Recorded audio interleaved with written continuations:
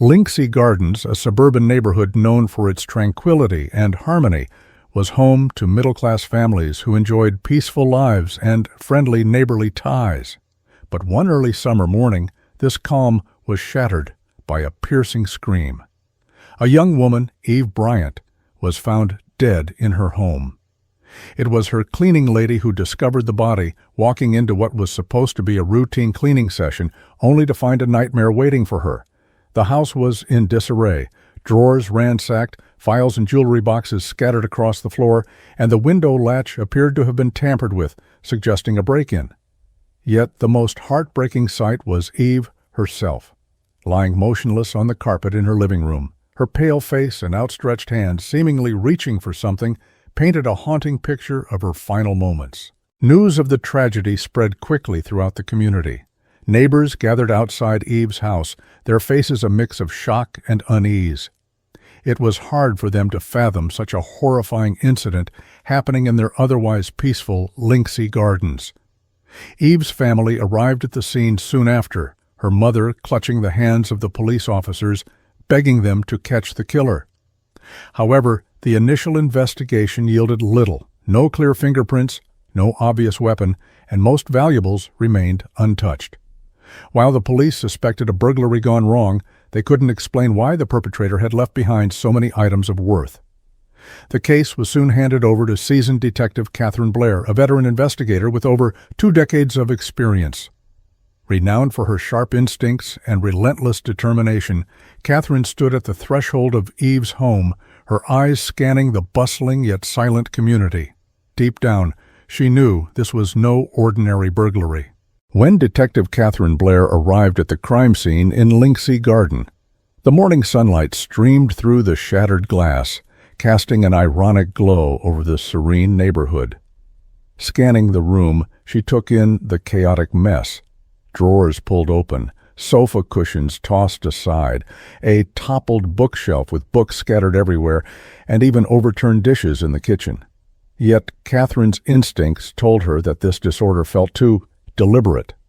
First, the pry marks on the window were deep and precise, as if someone had exerted excessive force, almost intentionally creating them. Nearby on the floor lay jewelry boxes and unopened cash, oddly left behind. Even more baffling was a high-end camera, Eve Bryant's most frequently used piece of photography equipment, sitting untouched in a corner, plainly visible. If this was a robbery, why leave these valuables behind? Catherine mused silently. From the crime scene photos, one detail caught her eye. Eve's hands were stiffly positioned, as if trying to grab something before her death, and the strangulation marks on her neck varied in depth, hinting at intense emotional swings during the act. This type of intimate crime led Catherine to suspect that the killer was someone familiar to the victim. Next, she delved into Eve's background. Eve was a 27-year-old freelance photographer who loved capturing nature's beauty and everyday life. She lived alone in this small but warmly decorated house. According to her neighbors, she was cheerful, helpful, and often assisted others with photo shoots or restoring old pictures, maintaining good relationships with nearly everyone in the community. Yet, the more perfect someone's life seemed on the surface, the more complex the underlying story often was. Catherine reviewed surveillance footage from the neighborhood and made a surprising discovery. There were no records of unfamiliar vehicles or strangers entering Linksea Garden on the night of the crime. The door locks were intact and the pry marks on the window appeared to have been staged. Based on these findings, she ruled out the possibility of an outsider breaking in and turned her attention to Eve's social circle, searching for a lead. Life in the Linksea Garden community was as peaceful as usual. The sound of dogs barking in the morning and the lights flickering on at night seemed to mark the passing of time without any disturbance. But as the investigation deepened, Detective Catherine Blair began to notice that this calm was merely a facade hiding the truth. Her focus gradually shifted to a key figure in the case, Lena Castro, the neighbor who had been closest to Eve Bryant. Lena was a 32-year-old single mother who lived in a house next to Eve's. She was well-liked in the community for her understanding and easygoing nature, but her behavior during Catherine's inquiry raised suspicions. When they first met, Lena appeared calm yet sorrowful, her eyes slightly red and her voice low. She claimed that she and Eve had been like sisters and that she was devastated by the news of Eve's death. She insisted that on the afternoon of the murder, she had been out shopping and she was in complete shock over what had happened. However, throughout the conversation, her hands trembled slightly and she repeatedly tried to light a cigarette, fumbling with her lighter. To verify Lena's statements, Catherine checked Eve's phone records. The records revealed an unusually high frequency of communication between the two women over the past few months. There were hundreds of text messages exchanged, and while the early messages were mainly about everyday matters or community events, the tone of their conversations began to change over time. Some of the messages were heated and filled with subtle accusations like, "You can't do this to me," and "I don't want to do this anymore." These cryptic yet sharp remarks hinted at a tense relationship between the two women. Catherine recalled one detail from Lena's statement that troubled her. When asked about her whereabouts on the afternoon of the murder, Lena said she had gone shopping at a nearby supermarket, but could not recall what she had bought. However, after reviewing the supermarket's security footage, Catherine found no sign of Lena. Her alibi didn't add up, and the contradiction between her statement and the evidence made Catherine even more suspicious. In addition, Catherine learned from other neighbors that Lena and Eve had had a loud argument in the backyard shortly before the murder. Though no one knew the exact words exchanged, some neighbors overheard the words trust and betrayal being used. When Lena was asked about the argument during a second interview, she refused to discuss it, even attempting to evade questions related to it. This behavior further raised Catherine's suspicions. As Catherine dug deeper into Lena's background, she began to realize that the seemingly grieving neighbor might not be as innocent as she appeared. The contradictions in her statements, her noticeably nervous behavior, the high frequency of arguments with Eve, and the discrepancies in her alibi for the day of the murder all pointed to her as a potential suspect. A few days later, a forensic report landed in Detective Catherine Blair's hands. The report revealed a shocking detail. Fibers found on Eve Bryant's clothing matched the material of a blanket from Lena Castro's home. The blanket, a woolen throw, was distinctive in color and weave, commonly used in Lena's bedroom. It seemed almost impossible to attribute this discovery to mere coincidence. Catherine knew immediately that this finding not only linked Lena to the crime scene, but also indicated that Lena had likely had direct contact with Eve at the time of the murder. Meanwhile, a local teenager came forward with new testimony. The boy, Jack Robinson, was a middle schooler from the neighborhood known for his love of exploring. He told Catherine that on the day of the murder, after school, he was riding his bike through the neighborhood when he inadvertently saw Lena standing near the back porch of Eve's house. According to Jack, Lena appeared nervous, looking around for a while, before quickly disappearing into some nearby bushes. His description of the time closely matched the estimated time of death, adding credibility to his account. Catherine decided to interview Lena again. This time she skipped the usual pleasantries and went straight to the point, asking Lena to explain where she had been on the afternoon of the murder.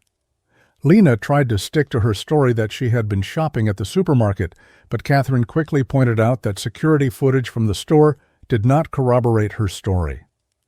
When asked about the fibers found on Eve's clothes, Lena hesitated for a moment before replying, "She must have come over to my house, sat on my couch." However, this explanation sounded too far-fetched, especially since Eve's parents had made it clear that their daughter rarely visited her neighbors. As the questioning continued, Lena became increasingly agitated.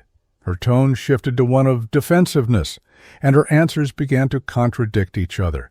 She claimed she had stayed home all evening, only to later vaguely mention going out to pick up the kids. Her behavior and speech were increasingly inconsistent, and Catherine could sense that she was desperately trying to cover up something. Further investigation revealed that the relationship between Lena and Eve was far more complicated than simple neighborly interaction. The communication records over the past few months showed that their bond had been more intimate, even potentially entangled with some emotional issues. From the content of the messages, it seemed the two had once shared a close and possibly romantic relationship. But in the recent weeks, their conversations were filled with arguments and resentment. One particular message stood out. The last message Eve had sent to Lena read, "I can't keep going like this." Catherine began to suspect that Lena's feelings for Eve might have become obsessive, and that Eve, in turn, had been trying to distance herself. It seemed that the cracks in their relationship could have been the true spark behind this tragedy. As more and more evidence pointed to Lena, the dark undercurrents lurking in this seemingly peaceful suburban neighborhood became clearer. Catherine knew that this line of investigation would ultimately lead her to uncover the truth behind Eve's death, and that Lena was now becoming the central figure in this complex case. Detective Catherine Blair, after obtaining a search warrant, led her team to thoroughly investigate Lena Castro's residence. The house appeared neat and orderly, elegantly decorated, with hardly any sign of disturbance. But Catherine knew that the crucial details were often hidden in the most inconspicuous places. The search led them to Lena's bedroom, where an officer discovered an item tucked away in a drawer in the bedside table, a delicate silver necklace. The pendant featured a small, distinctive sapphire, clearly different from common jewelry. Catherine carefully examined the necklace. Although it had been carefully wrapped in cloth, the edges of the fabric bore faint reddish stains, possibly dried blood. The necklace was sent to the forensic lab for testing, and Catherine sent a photo of it to Eve Bryant's family.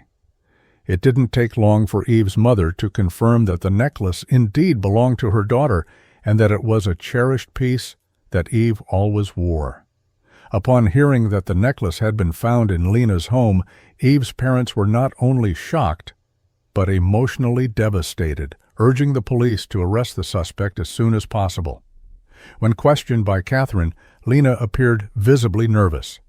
She claimed that the necklace had been accidentally found during a walk in the neighborhood and that she had intended to return it to Eve, but had forgotten to do so due to other matters. However, this explanation seemed too far-fetched, especially considering that the necklace had been hidden in such a secretive place. Catherine could tell that Lena was trying to cover up not just the origins of the necklace, but something deeper beneath the surface. Catherine calmly pieced together the evidence and clues at hand. The appearance of the necklace not only linked Lena to Eve's belongings after the crime, but also revealed Lena's strong possessiveness over Eve. Coupled with the fibers previously discovered and the aggressive text messages between the two, Catherine began to form a theory. Lena might have harbored an obsession with Eve that went beyond normal friendship. When this obsession was not reciprocated, it likely turned into an extreme need for control, eventually leading to the tragic events. The discovery of the necklace was undoubtedly the turning point in the case. It directly connected Lena to Eve's death and shifted the case from vague suspicion to a clearer, more defined truth.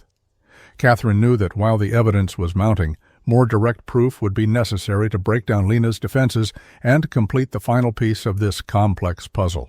As the investigation deepened, Detective Catherine Blair's suspicions began to take shape.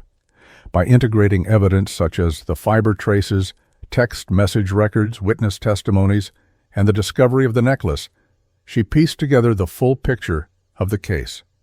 Lena Castro had killed Eve Bryant out of intense jealousy and possessiveness, which escalated when Eve tried to distance herself from her.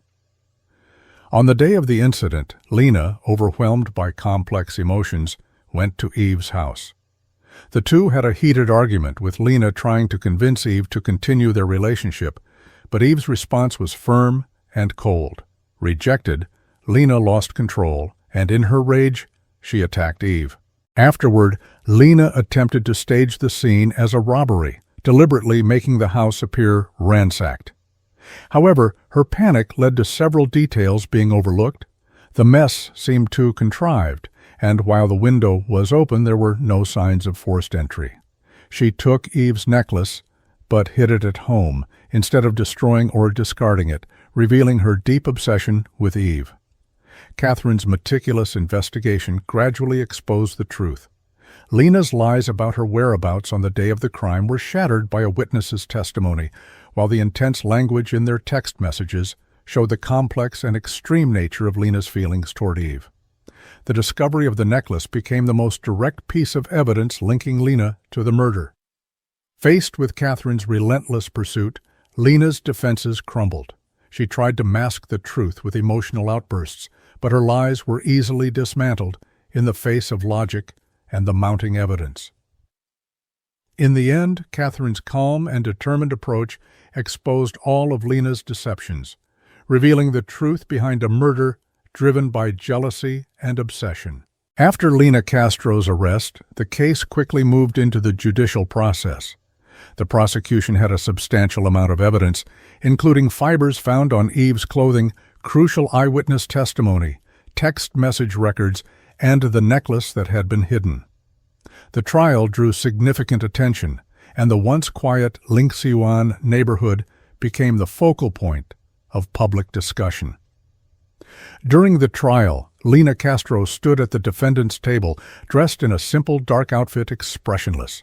She insisted on her innocence despite the overwhelming evidence presented. She claimed the necklace was found by chance, and that the text messages were simply disagreements between friends. However, the prosecution's case methodically dismantled her lies. The most dramatic moment in court came when the eyewitness testified. With a clear and firm voice, the witness described seeing Lena near Eve's house on the day of the crime, a detail that perfectly matched the timeline of the event. Meanwhile, the testimonies of forensic experts and medical examiners further confirmed Lena's connection to the scene, and the text messages revealed her obsessive emotions towards Eve. After hours of deliberation, the jury reached a final verdict.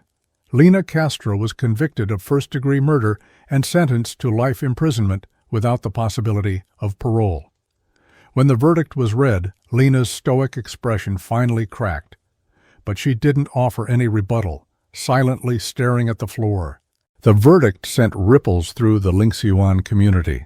What had once been a peaceful neighborhood was now torn apart by this case. People began to question their understanding of the people around them. Neighbors reminisced about their past interactions with Lena and couldn't help but wonder what emotions and secrets had been hidden beneath her calm exterior. Eve's family, tearfully speaking after the trial, expressed that while nothing could heal the pain of losing their daughter, at least justice had been served. As for the former Lingseuan, it lost the carefree tranquility it once had, and it was clear it could never return to the way it was. The case settled, and Linksea Garden gradually returned to its outward calm, but the shadow lurking beneath would never truly disappear. Detective Catherine Blair stood at the end of the street, gazing at the once peaceful community, lost in thought. Every house, every window, bore witness to the complex intersections of human nature, jealousy, possessiveness, broken relationships, and the repressed darkness of emotions. Catherine flipped open the final page of the case file, reflecting on the investigation. She had tried countless times to understand Lena's mindset, but in the end, she could only reach one conclusion. The darkness within human nature is often the deepest. People who appear calm on the outside may be struggling on the inside.